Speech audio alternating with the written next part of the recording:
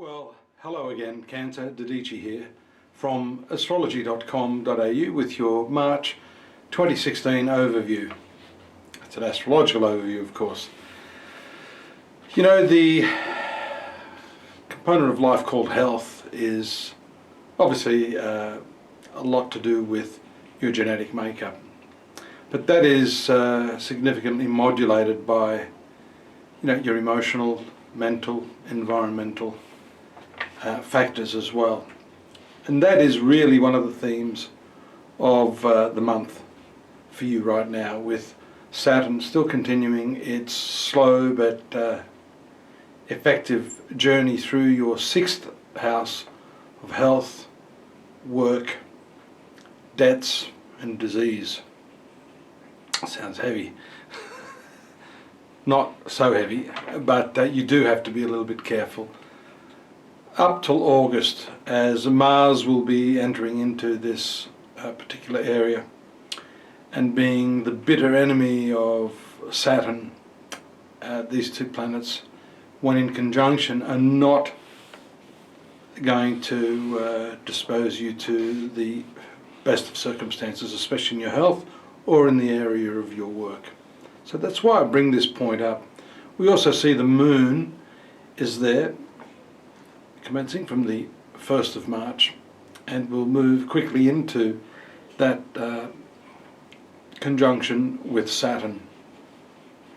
That can make you rather, I guess, depressed, a little bit down about the work you do. It certainly inhibits your emotions. And as I've said to some of the other star signs, the primary role of Saturn is in fact to inhibit you, to delay, to create strife, mischief, obstacles, and to disappoint. And people often wonder why some astrologers consider Saturn to be a positive. That's my daughter.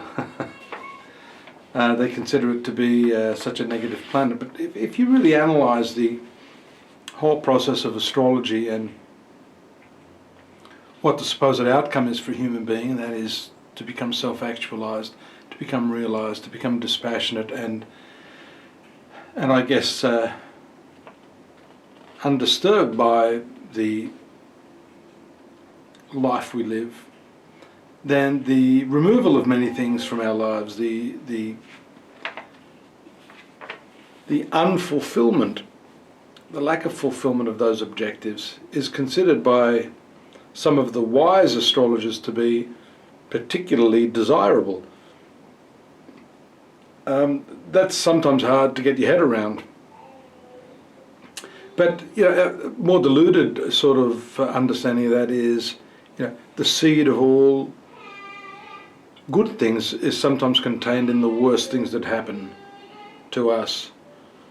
So you need to have an open mind about what's happening right now in that area, and especially in your work and with your health. For example, health is a perfect case in point here, given that unless you are aware through the discomfort that you feel in your body, you're not necessarily going to make any changes in your diet, in your lifestyle, so on and so forth. So that is how Saturn works. It actually challenges you, it denies you, it tests you, and to the extent that you can. So continuing for you with your monthly forecast, Cancer. Some of the significant transits this month occur in the sign of Pisces, which is the trine sign, the trine water sign to your star sign, the 9th house. In that area we see the right angle of Sun to Saturn. So some of the responsibilities related to your work may also have to do with such things as legal issues, but I think more importantly moral issues, the ethics of the way things are done, the way you are approaching your work, or rather the way others are expecting you to approach the work at hand, with the consequent sort of challenge and additional responsibility that will make it hard for you to toe the line. And the new moon takes place on the 9th in this ninth house, which indicates a necessary reevaluation of your principles, your work ethic, and also the way that you interact with people in your workplace.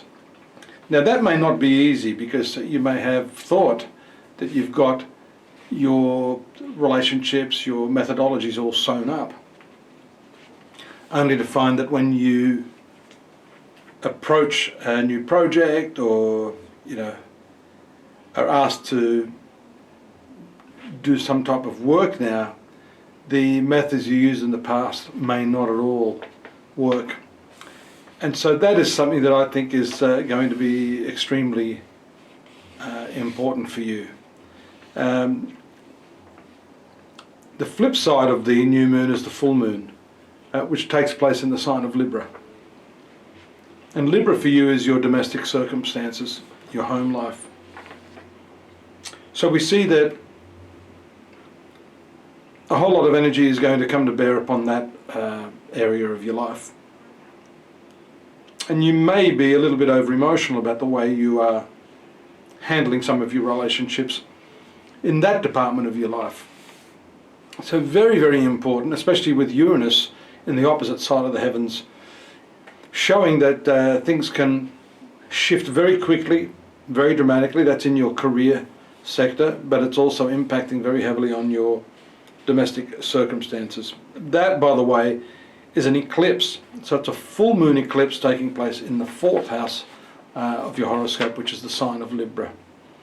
The eclipses release a lot of energy, so what may have been submerged or held back in your domestic circumstances, especially with key figures like Mother, because Moon also is traditionally, astrologically, associated with your mother. Being in the 4th house pinpoints very precisely that there may be some dramatic developments in the relationship you have with your mother or other older female members of your family. And that's going to take place over the next few months, but that is when we can define a precise moment of change that commences in your life. You continue to see the movement of Pluto in your 7th house of relationships, your most personal relationships. That, as I've said in the past, to you and to all of you who are new here, that is not an easy one to deal with. It actually can destroy many relationships. Fortunately, you have the trine aspect from Jupiter right now, which for some of you will cause you to welcome some of those changes.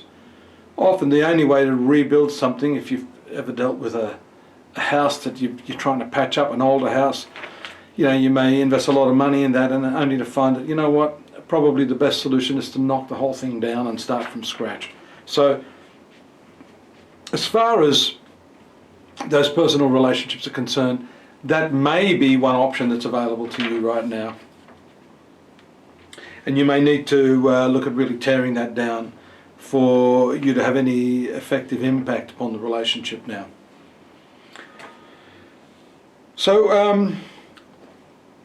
I haven't gone through a lot of the chronological dates here, excepting for the new moon and the full moon and some of the other important aspects leading up to August, which I think you need to work with.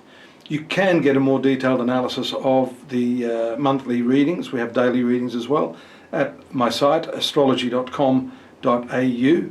And of course, those of you needing more detailed information can possibly consider a personal reading with me or one of our affiliates. We have many astrologers and practitioners here who can get deeply into the horoscope and help you make heads or tails of where you're at, where you're going, and what sorts of remedies and strategies that can be applied to helping you make the most of your life. And that's why we're here. So I hope to see you next month. Have a good one. Take care. Bye for now.